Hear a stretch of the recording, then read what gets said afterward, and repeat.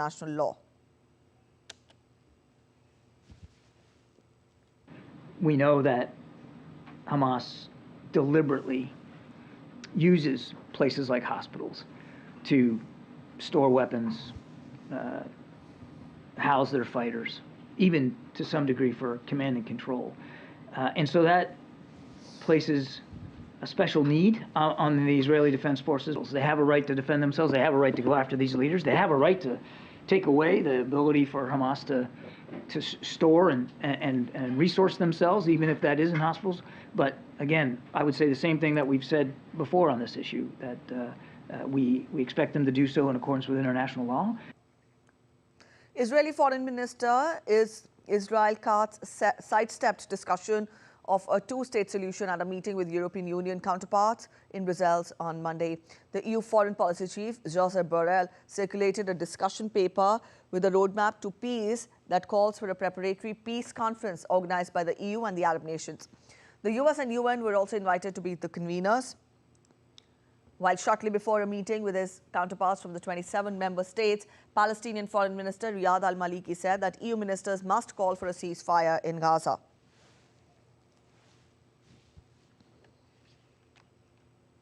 We have to call collectively for a ceasefire.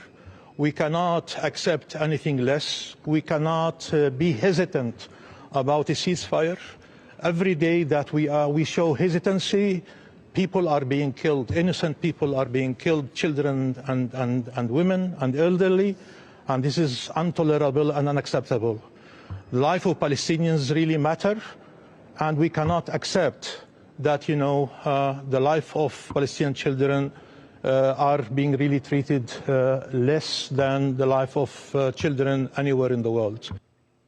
Israel has proposed a multi-phase deal to Hamas, suggesting up to a 2-month pause in the fighting. The proposal through Qatari and Egyptian mediators includes release of all remaining hostages held in Gaza. It came a day after Israel rejected a deal by Hamas. Now, according to Israeli officials, more than 130 hostages are still being held in Gaza. Neither Israel, Qatar nor Egypt has confirmed this development so far. Reports about the progress in peace talks came as US President Joe Biden's advisor Brett McGurk traveled to the West Asia. The likelihood that Lebanon being drawn into a war with Israel is growing. Lebanon's caretaker Foreign Minister Abdallah Bo Habib on Monday said that concerns are growing that Lebanon could be dragged into a regional conflict in a spillover from Israel-Hamas conflict. While addressing the U.S. Council on Foreign Relations in New York, Abdallah Bo Habib said such a conflict would not be a picnic for Israel. Yes, we worry that we are pushed to this war. Hezbollah has more means than Hamas had. And therefore,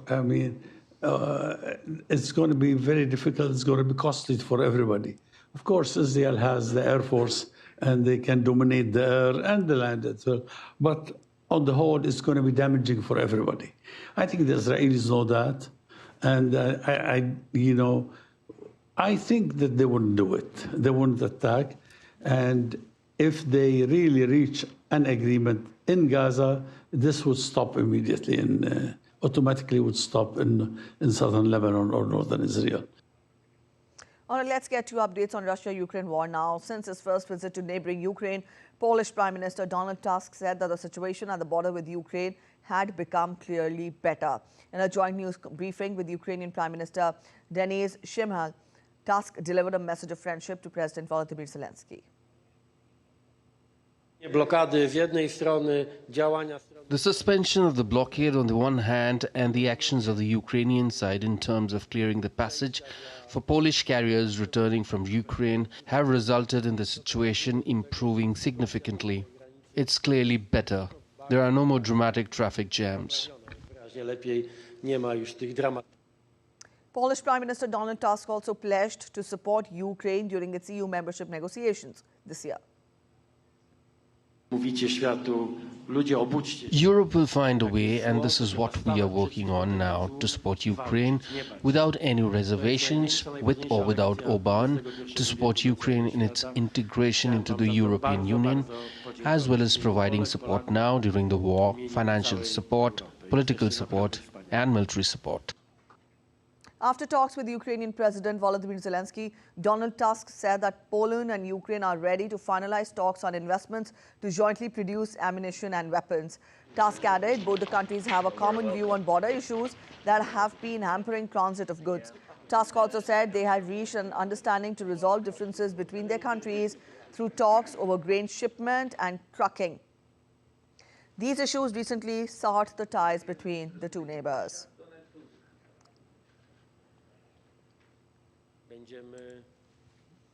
Ahead of the UN Security Council meeting to discuss Ukraine, Ukraine's ambassador to the United Nations, Sergei Kilistisa, said that Ukraine will win this war, but not only Ukraine, but the whole democratic world.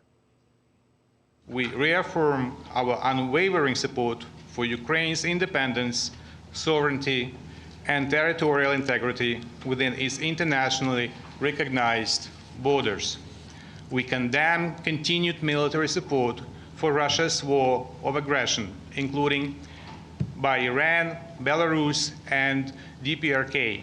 Ukraine will win this war, but not only Ukraine, but the whole. The Turkish Parliament's General Assembly is set to debate Sweden's NATO membership bid on Tuesday. The voting will be held after more than a year of delay. The decision of voting comes after Turkish Foreign Affairs Commission approved the country's bid for membership last month. In 2022, Sweden and Finland applied for NATO membership. Finland joined the organization in April last year, while Turkey refused to ratify Sweden's bid. Turkey and Hungary are the only NATO members yet to ratify Sweden's application.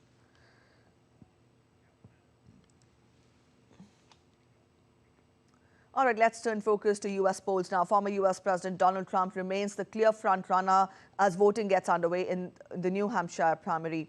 The northeastern state is the second to vote, in which Republicans should lead the party to challenge Joe Biden in November's election. Nick Harper reports from Manchester, New Hampshire. Well, here in New Hampshire, we'll see voting throughout the day on Tuesday. Polling stations throughout the state opened for Republicans to cast their vote to say which person they want leading the party in November's election and challenging the Democratic President Joe Biden. It has now come down to a two-candidate race. Donald Trump, the former president, versus his UN ambassador, Nikki Haley. That's because another candidate, Florida Governor Ron DeSantis, pulled out on Sunday saying he sees no path forward to victory. His polling numbers were very low here in New Hampshire. Perhaps just 4 or 5% of the state was expected to vote for him. In terms of the polling for the other two candidates, we still see Donald Trump way ahead, potentially anywhere between 11 to 19% ahead of Nikki Haley. Now, she needs to show that she is an alternative to Donald Trump, that she can present a different vision for the country, one that is different to Donald Trump's. And she's hoping that the moderate independent voters in this state could give her a win. She knows she needs to cause an upset by winning here or coming in a very strong second. We were at a rally that she had in the city of Exeter, New Hampshire, and she seemed to appeal to the younger, college-educated voters, many of her messages seeming to resonate with them. But this is perhaps her last best shot at showing that she can become the Republican nominee. A big win for Donald Trump may make it hard for Nikki Haley to hang on in the race. Although she is saying no matter what happens here in New Hampshire, she intends to compete in the next few state-by-state primaries, one in Nevada and then one in South Carolina in just over a month's time. She's hoping to do well there as she is the former governor of that state. But it will all depend on what the results are here in New Hampshire on Tuesday evening. Nick Harper in Manchester, New Hampshire, reporting for DD India. Ahead of the voting, Trump took to the stage to woo the New Hampshire voters, saying Nikki Haley will be gone after the primary. We had a very good competitor, Ron, as you know, Ron DeSantis, and he fought hard and he fought well, and now we have one left. We started off with, really, if you add some Democrats into it, we started off with 13, and now we're down to 2 people. And I think one person will be gone probably tomorrow, and the other one will be gone in November. also came out for Trump's support was his son, Donald Trump Jr., who campaigned in Hollis. He said the U.S. went from a country with peace, growing wages, and low gas to the antithesis. And so this election is very simple. We can continue the failures with Joe Biden. We've seen what that can do. We went from peace, prosperity, low gas, a lot of jobs, wage growth for the lowest income earners, no wars, to the antithesis of that. There's a reason that the Democrat mega donors are funding people like Nikki Haley. Because whether it's Biden or Nikki Haley, it's the same thing to them. They're controlled. She's owned by Big War in Washington, D.C., and the same billionaire donors that literally put in Joe Biden to office. For them, it doesn't matter. They have their dancing monkey. They'll wind the strings. They'll do whatever they want for the swamp, and that's it. Looking to solidify support in the final hours before New Hampshire primary, Nikki Haley made a representation, perhaps her last chance for her candidacy. You look at any of these general election polls, any of them, Trump and Biden, it's a dead heat. It's going to be a nail-biter of an election. We don't know what's going to happen. But we're scared of that it'll be 2018, 2020, 2022 all over again. I'm in every one of those same general election polls. And I defeat Biden by up to 17 points. We're heading for a short break, but still to come on this edition of DD India News Hour. Amidst the domestic crisis, Ecuador's President Daniel Noboa meets with U.S. officials for security and defense talks. United Kingdom braves Storm Isha, even as rail and air services disrupted, thousands of homes left without power. Benito, the mascot giraffe, embarks on its journey to the African safari in Cribella for a better life.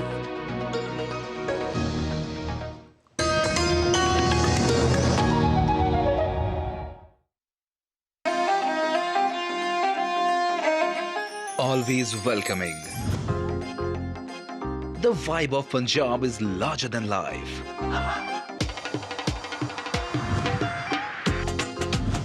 Warm up to grandeur that's beyond compare.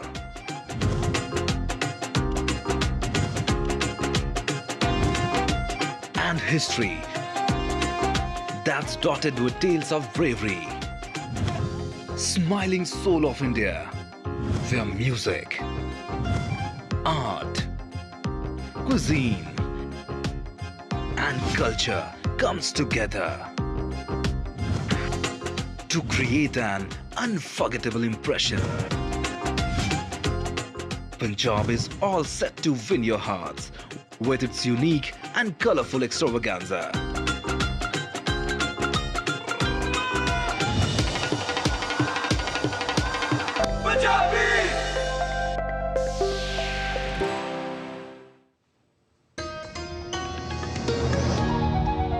Welcome back after the break. You're watching DD India News Hour and I'm Preeti.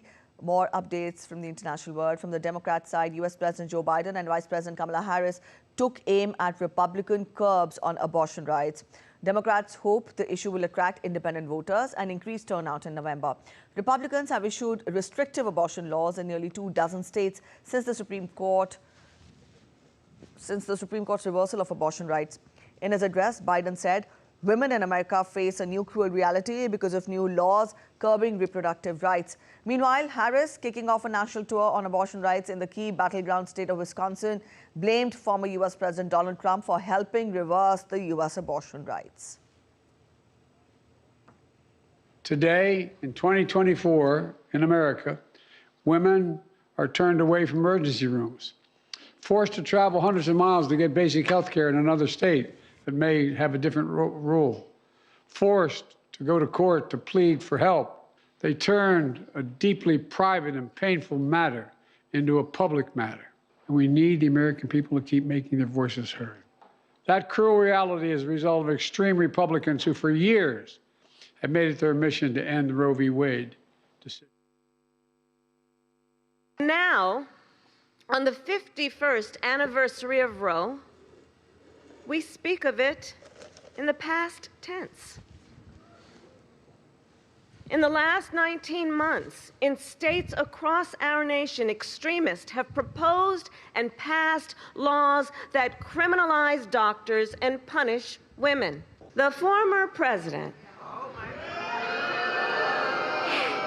handpicked 3 Supreme Court justices because he intended for them to overturn Roe. He intended for them to take your freedoms.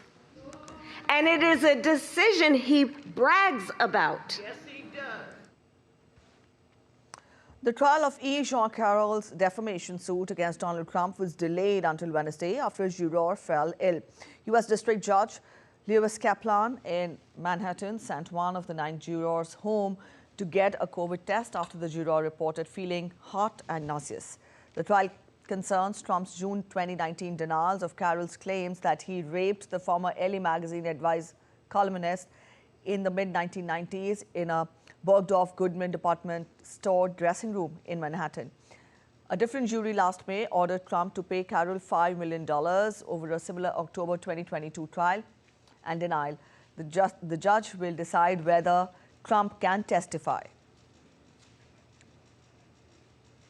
Senior Mexican, U.S. and Guatemalan officials will meet for talks on migration as Mexico set out plans aimed at reducing pressure on the U.S.-Mexico border. Speaking after meeting U.S. Secretary of State Antony Blinken last week in Washington, Mexican Foreign Minister Alicia Bárcena said the two sides wanted to allow asylum seekers to sign up further south for a U.S. government app used for scheduling appointments.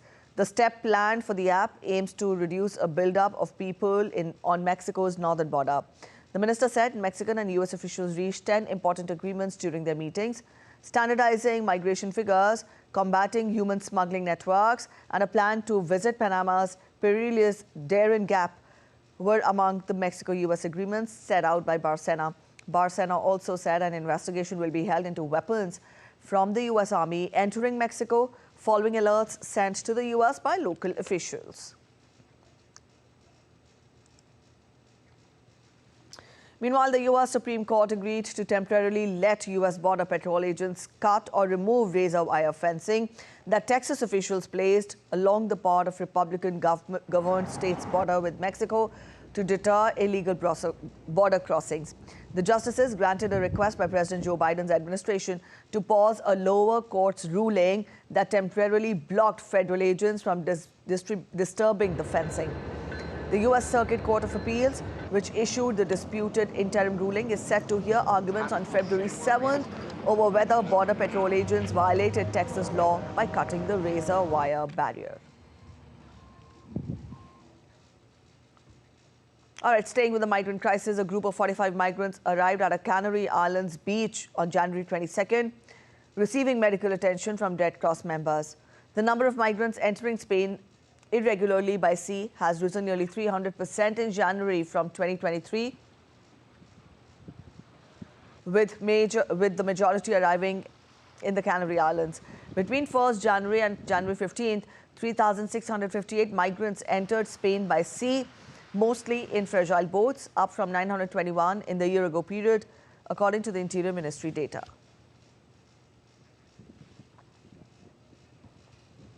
Ecuadorian President Daniel Noboa met with U.S. officials for security and defense talks in Quito. Noboa, Ecuadorian Foreign Minister, and Ecuadorian Security Ministers received a visit from Senator, Special Envoy for the Americas of the President of the U.S. Both parties agreed to increase cooperation in security and defense during the meeting. Both also stressed on the importance of increasing investment and trade as a direct way to boost the economy and generate employment. Ecuador's government blames powerful cocaine trafficking gangs for the growing violence, including a recent attack on a hospital, hostage-taking, and the interruption of a live television broadcast by armed gunmen.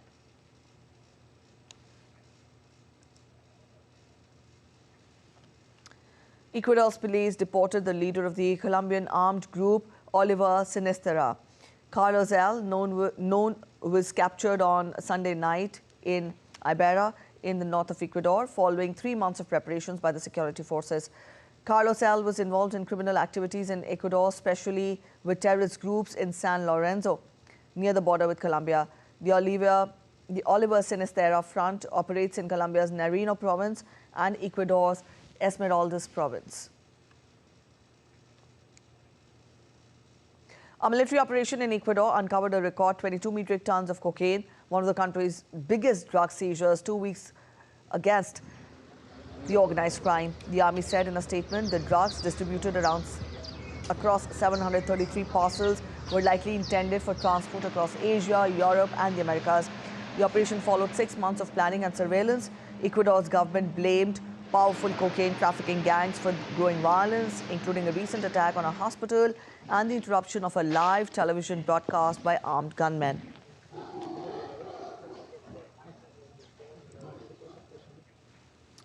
President of Bolivia, Luis Arce, warned of a new right seeking to destabilize the country and support a conservative and colonial idea. During a ceremony to mark the 15th anniversary of the creation of plurinational state, the president also rejected an attempted road blockade by protesters. The protesters and supporters of former President Evo Morales took to the streets calling for judicial elections, which were due to be held last year. Arce and Morales have an internal dispute in the governing party that has deepened due to the former president's aspiration to be a candidate in the 2025 elections. U.S. reported a yet another mass shooting incident on Sunday after a man shot dead 7 people at 2 locations near Chicago. Police officials say that they did not know of the motive for the killing, but said the man knew the victims. Adding further, they said that the search for the suspect is underway. This incident included several deceased persons in 2 separate residences. A total of 7 people were found shot to death in these 2 locations. We are currently looking for a suspect by the name of Romeo Nance. Nance is 23 years old. He's 6'2", 160 pounds. He's an African-American male. His last known address was right here in the 2200 block. At this time, we do not have any motive. Obviously, this is an ongoing investigation. We're deeply entrenched in this, and as of this time, we're still moving forward with that.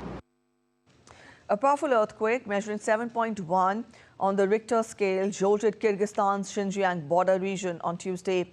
China's media reported 14 aftershocks following the primary earthquakes, 2 of which measured above the magnitude of 5. Moreover, several injuries have also been reported and various houses in the region have collapsed. The meteorological department stated that the epicenter of the quake was Yukturpan County, where temperatures have plummeted, reaching a low of -18 degrees Celsius. In Almaty, the largest city in Kazakhstan, residents evacuated their homes, congregating outside in spite of the cold weather. The tremors, along with subsequent aftershocks occurring approximately 30 minutes later, were also experienced in Uzbekistan. Authorities have said that the rescue operation is underway in all the affected areas.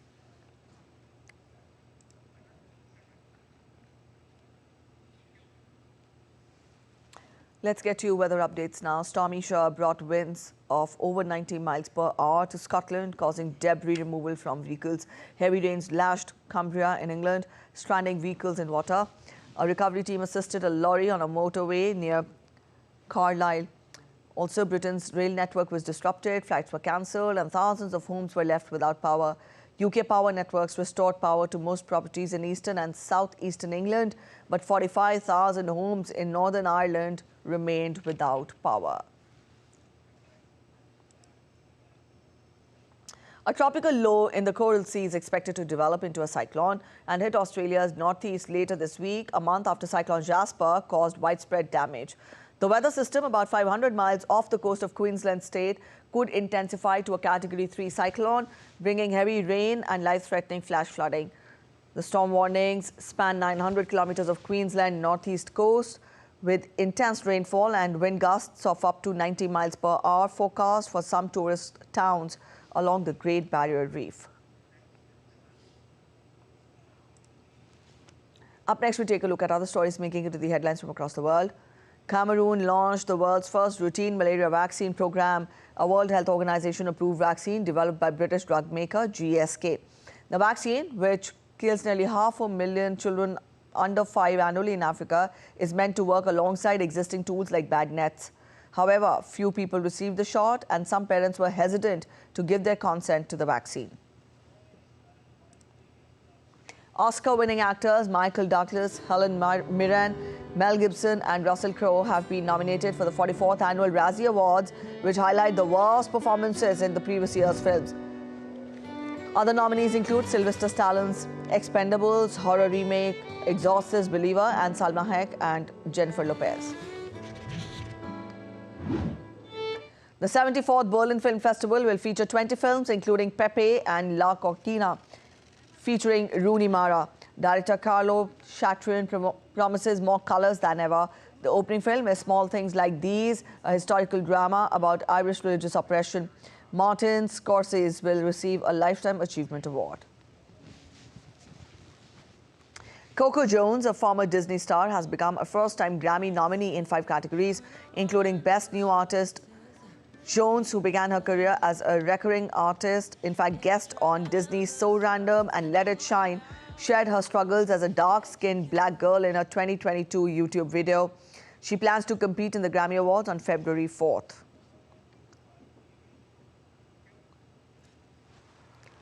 Benito the giraffe has left Central Park in Mexico for his new safari home, the African Safari in Puebla. The move comes amid pressure from activists over poor conditions in his previous home.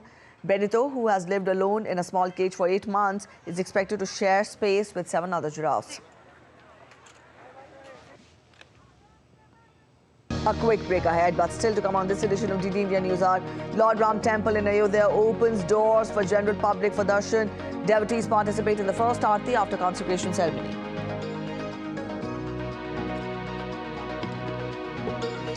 It is January, Diwali in India. Lights, firecrackers, sweets and chants of Jai Shri Ram mark the grand consecration ceremony in Ayodhya.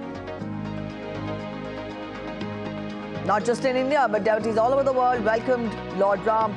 Stay with us as we get you how people at Oxford University celebrated Ram Lala's homecoming.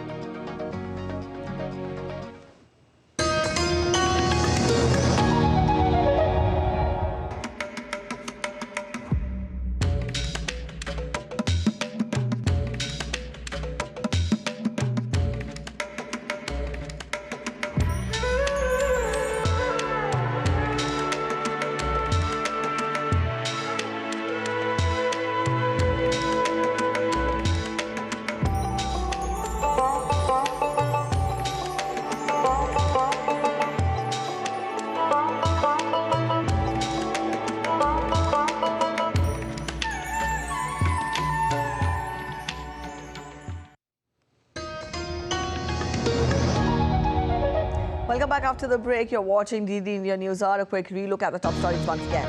US and UK launch fresh strikes on Houthis in Yemen.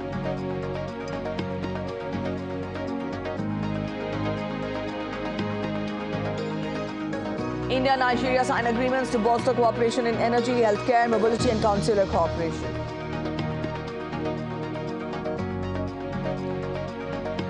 And India diaspora worldwide celebrate consecration of Ram Lala in the Indian holy city of Ayodhya.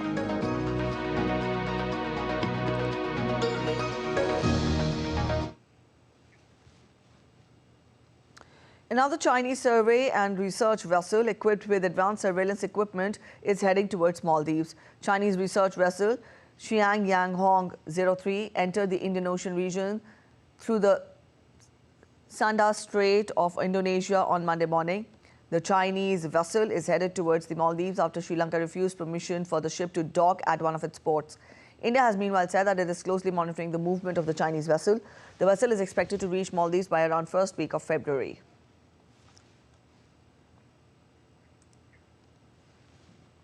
India's External Affairs Minister Dr. S. Jaishankar on Monday co-chaired the 6th India-Nigeria Joint Commission meeting alongside his Nigerian counterpart, Yusuf Taga. The two leaders noted the expansion of economic cooperation, especially trade and investment. The two sides agreed to strengthen people-to-people exchanges, mobility and consular cooperation.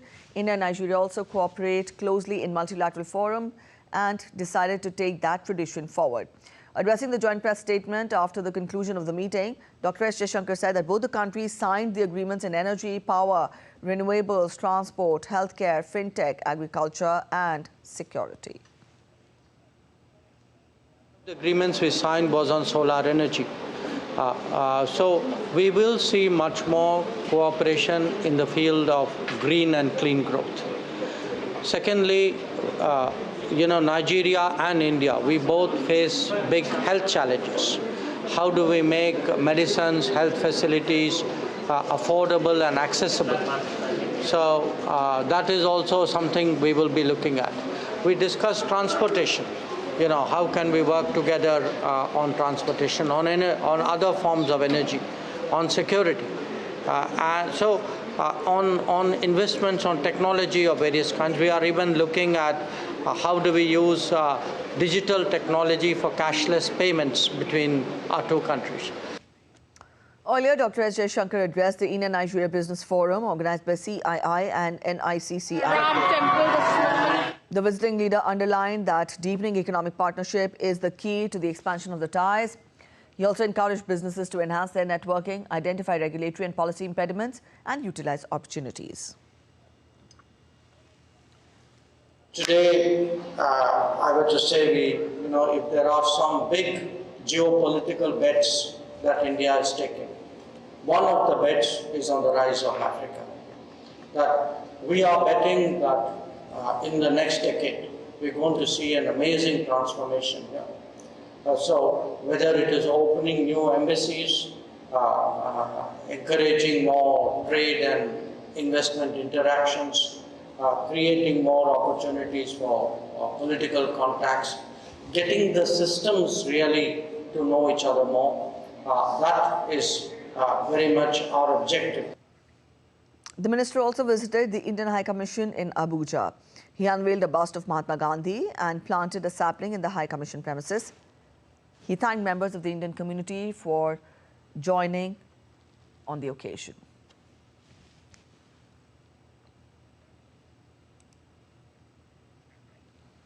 All right, back home, the doors of the Ram temple in the Indian holy city of Ayodhya were thrown open to the general public from Tuesday morning. Devotees in large numbers thronged to the Ram temple to participate in the first Aarti after the consecration ceremony.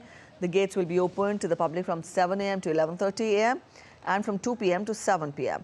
Thousands of devotees are expected to visit the temple town daily for the darshan of Ram Lalla.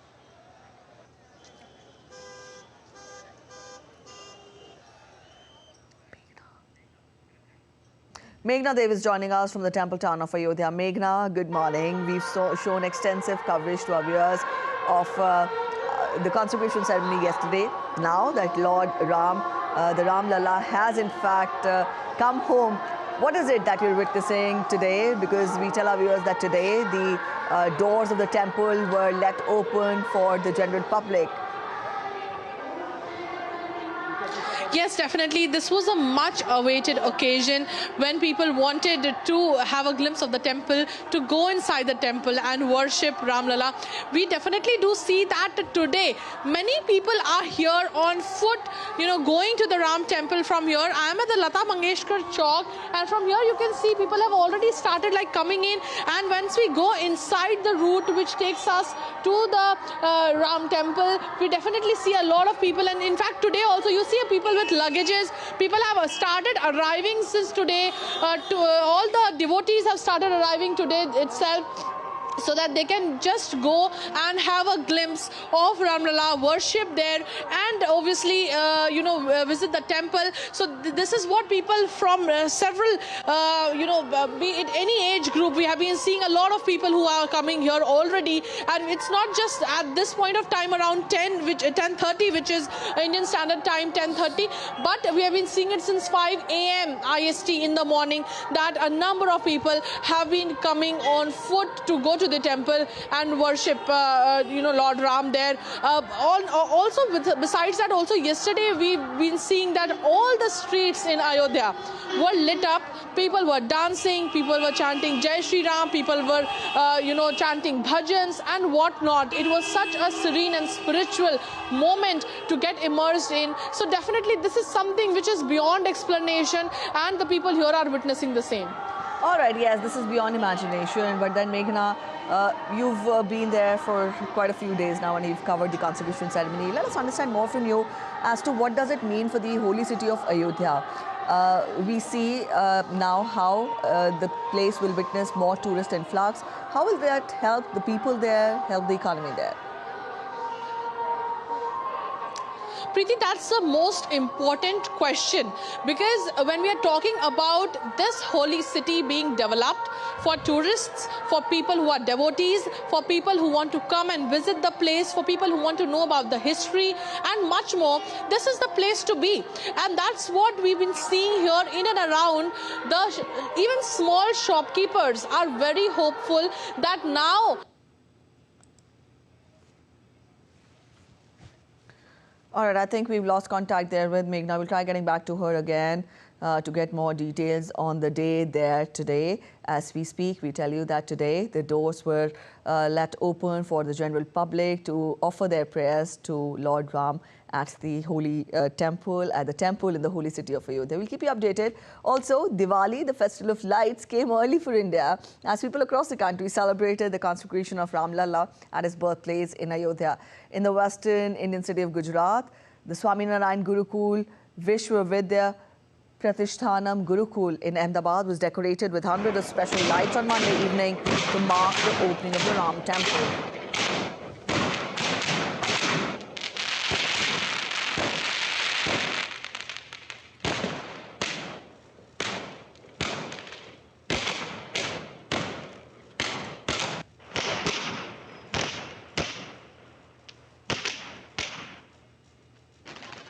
Several people in North India's Haridwar celebrated the auspicious occasion by lighting earthen lamps.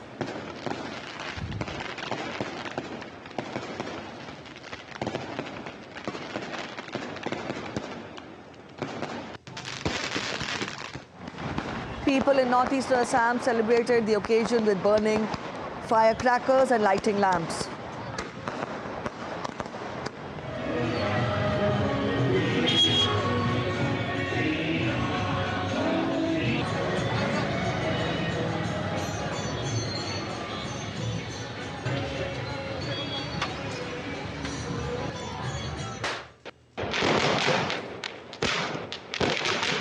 Firecrackers also adorned the sky over Jammu and Kashmir's Poonch as locals celebrated the historic day.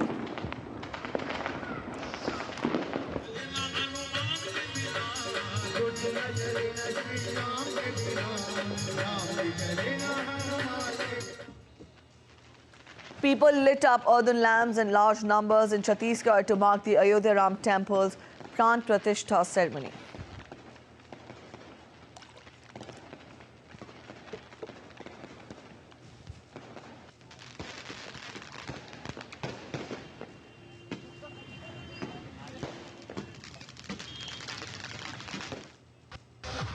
Grand celebrations were also held in eastern India's Hubli as devotees commemorated Ram Temple Pran Pratishtha ceremony in Ayodhya.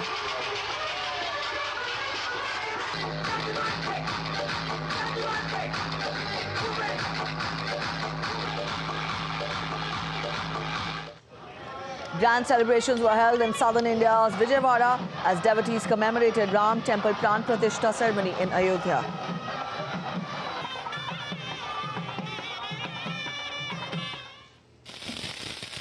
Celebrations were also held in the hill state of Himachal Pradesh, where the momentous occasion was celebrated by bursting crackers and lighting earthen lamps.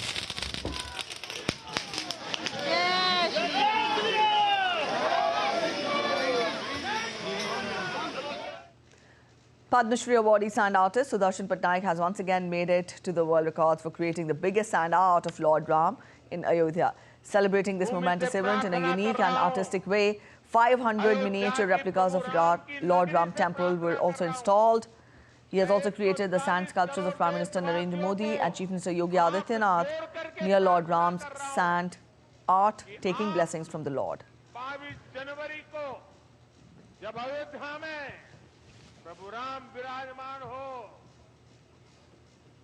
The whole world is rejoicing in happiness of Ram Lalla's consecration. Indian diaspora around the globe celebrated Ram Lalla's homecoming with great enthusiasm and devotion. Devotees lit over 250,000 oil lamps in Janakpur, the birthplace of goddess Sita in neighboring Nepal, to celebrate the Pran Pratishtha of Ram Lalla idol in Ayodhya. The ancient city where King Janak, father of goddess Sita, used to rule, was decorated with flowers and rangoli to mark the auspicious occasion.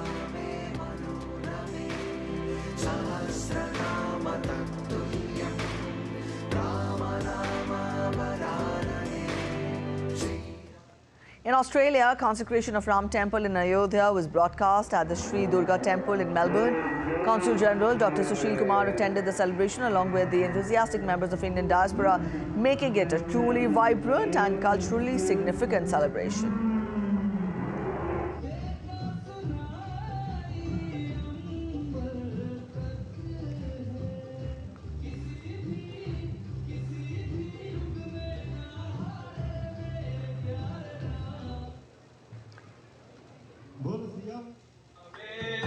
In the Hindu Society at Oxford University and the Centre of Hindu Studies, University of Oxford, a special event was organised on the occasion.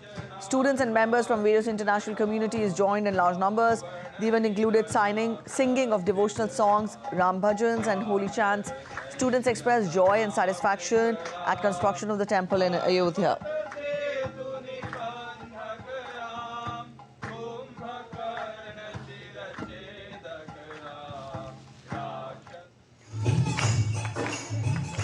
Various temples and several community organizations across Canada organized events at various places to celebrate the consecration of Ram Lalla in Ayodhya on Monday, presenting visuals of the celebrations at Regina of Saskatchewan province and those held at Winnipeg, Manitoba province, where devotees danced to devotional songs and the chants of Lord Ram.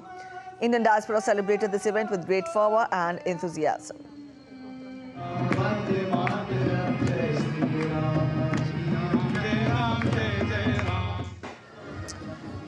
Indian community in Juba, South Sudan, organized an event at the only Hindu temple in the country to celebrate the consecration of Ram Mandir at Ayodhya. Officials from the Embassy of India in Juba also participated in the event.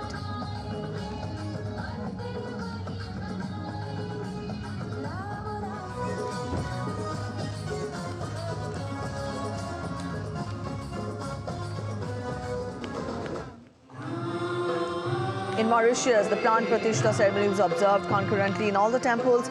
Special events were organized at the Ramayana Center. The verses of Ramayana resonated within the temples across the country, fostering an atmosphere of devotion and cultural celebration.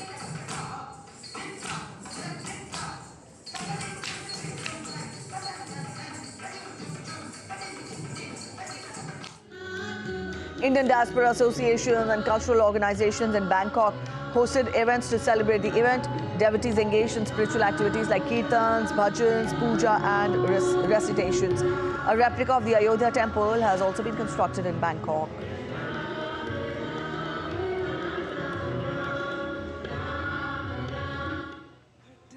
The members of the Indian community in Lome, the capital city of Togolese Republic, also known as Togo, organized a cultural activity at the Hindu temple in Lome to mark the inauguration of the Ram temple at Ayodhya. Various religious activities were organized, including community feasts.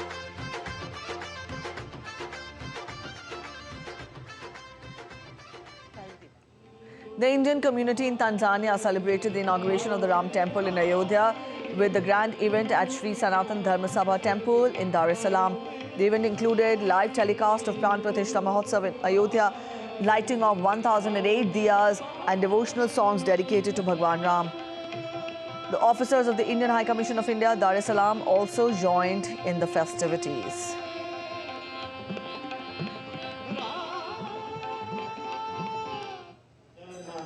Indian community in Tashkent, Uzbekistan, celebrated Ram Lalla's consecration in Ayodhya by performing rituals and worshipping Lord Ram.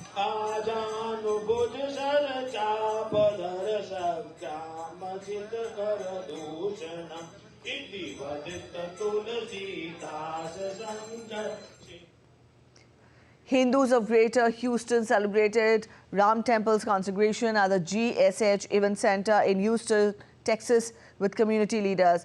Despite the cold weather, a holy parade and a dance performance were held, along with an exhibition on Bhagwan Ram. The event also highlighted international countries associated with the Ramayana, with delegates from Vietnam, Philippines, Nepal, Indonesia, China and Dubai extending their best wishes.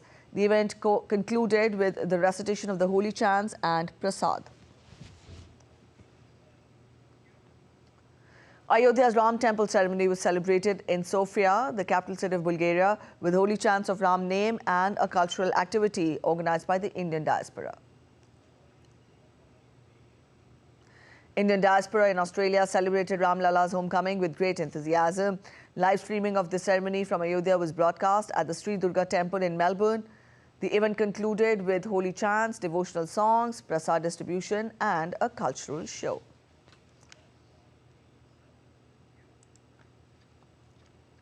The Indian community and devotees of Lord Ram celebrated Lord Ram's Pran Pratishta in Ayodhya at My Ram Yoga Ashram, Vilnius in Lithuania.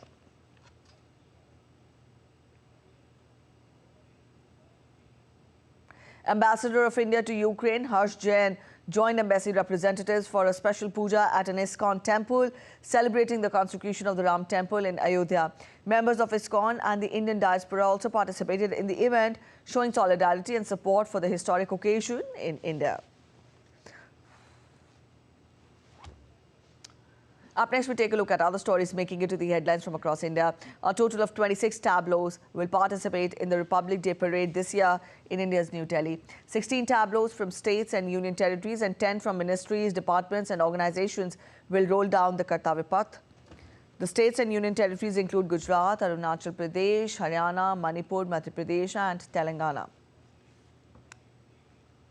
The full dress rehearsal of the Republic Day celebrations in India will take place in New Delhi on Tuesday. Movement of vehicles is likely to be disrupted during the rehearsal for the Republic Day parade. The Delhi police has announced traffic restrictions near Kartavya Path and advised public to plan their journey accordingly. Ahead of India's Republic Day celebrations on January 26th, the Indian Navy has posted a preparation video on their handle at X. The Navy is parading a mixed composition platoon for the first time, wherein 144 young men and women will be marching down the historic Kartavya Path, shoulder to shoulder, epitomizing Navy's commitment towards gender neutrality.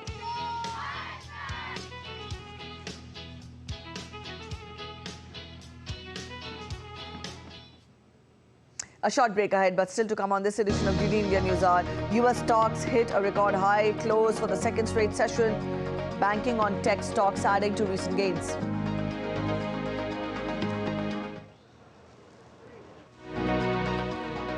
Stay with us for all the action from the Australian Open 2024.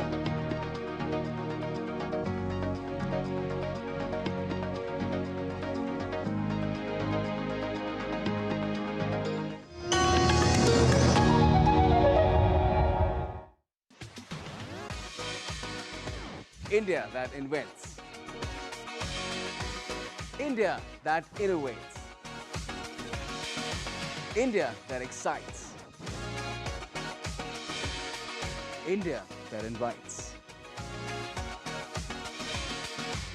Land of possibility. Teeming with opportunities. Watch India Ideas each Thursday, 8 p.m. only on DD India.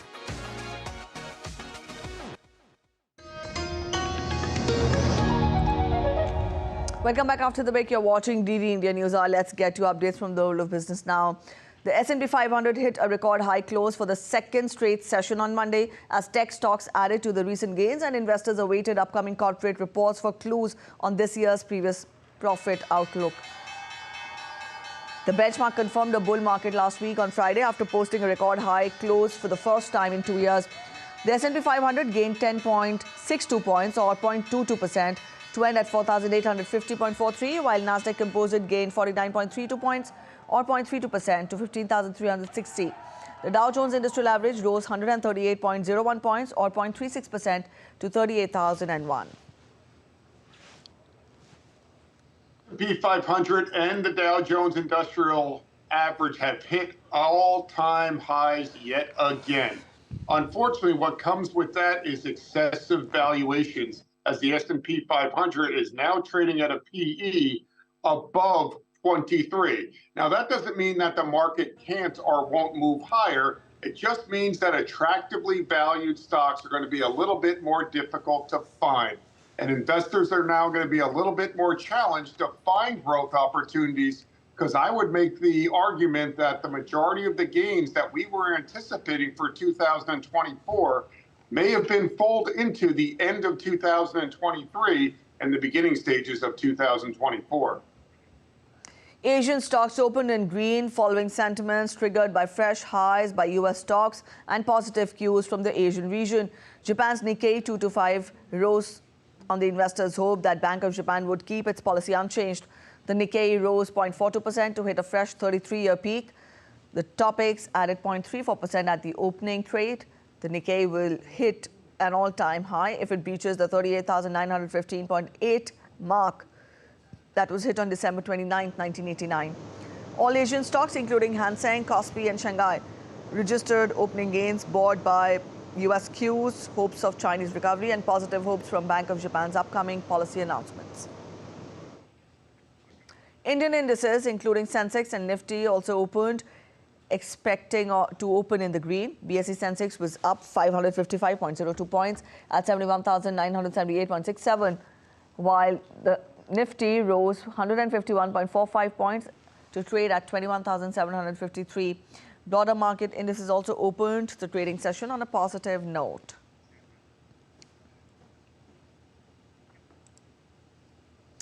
India is expected to grow into a 7 trillion economy by the year 2030, establishing itself as the second largest economy in the Asia-Pacific region and the third largest globally. Industry body PhD Chamber of Commerce and Industry of PhD CCI has said in a recent report. The analysis is based on the leading macroeconomic indicators, including the GDP growth, export growth, gross national savings, total investments, and GDP to debt ratio. The industry body also expects the inflation trajectory to average at around 4.5% in 2024, and the Nifty and Sensex likely to surpass 25,000 and 75,000 mark respectively, benefiting from the continued reforms process by the government for the various growth-promising sectors of the Indian economy.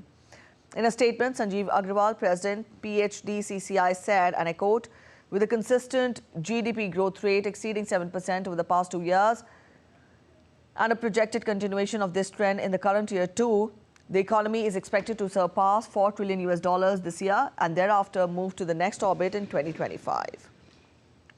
The PhD CCI report mentions that despite the global headwinds, India's economy remains resilient. Meanwhile, Bill and Melinda Gates Foundation's Global Development President, Christopher J. Elias, lauded India's successful digital public infrastructure model. Elias said that India's successful digital public infrastructure model helped achieve their healthcare and other development goals. In India, the Bill and Melinda Gates Foundation has worked in a wide range of sectors and areas, including health, agriculture, water, sanitation, digital public infrastructure, and inclusive financial services. On the sidelines of the World Economic Forum annual, Elias said that they would continue to work in these areas. According to a Niti Aayog report, a record 248.2 million people in India have moved out of multi-dimensional poverty between the years 2013 to 14 to 2022 to 23. India's Prime Minister Narendra Modi said it is very encouraging, reflecting his government's commitment towards furthering inclusive growth and focusing on transformative changes for the economy. He also said that we will continue to work towards all-round development and to ensure a prosperous future for every Indian. The report, titled Multidimensional Poverty in India Since 2005-06, was released on January 15th by Niti Aayog, the apex public policy think tank of the Government of India.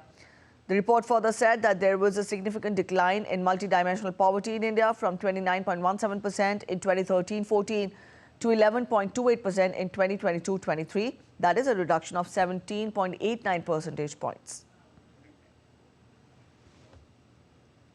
A quick look at sports now. Talking of tennis first, the 2024 Australian Open tennis major is already in the quarterfinal stages in Melbourne. In the men's quarterfinal tie, world number 1 Novak Djokovic will face a test against 12th seed Taylor Fritz of the US. Djokovic is looking for a record-breaking 25th Grand Slam title. Spain's Wimbledon champion and second seed Carlos Alcaraz faces Olympic champion Alexander Zverev of Germany in arguably the pick of the last 8 ties. Fourth and fifth seeds, Yannick Sinner and Andrei Rublev are also pitted against each other, while the fourth quarter-final sees Hubert Hurkacz take on Daniil Medvedev. Talking of the women's action, the US Open champion Coco Gauff is in action at the fourth seed as the fourth seed takes on Ukraine's Marta Kostyuk in the first quarter-final of the day. Following the defending champion Aryna Sabalenka, who will take on Czech ninth seed Barbora Krejcikova. British adventurer Darren Edwards, who is a wheelchair-bound adventurer, unveiled an upcoming world record attempt to sit-ski across the South Pole. Darren prepares to take an attempt to travel a distance of 333 kilometers during the expedition in December 2024.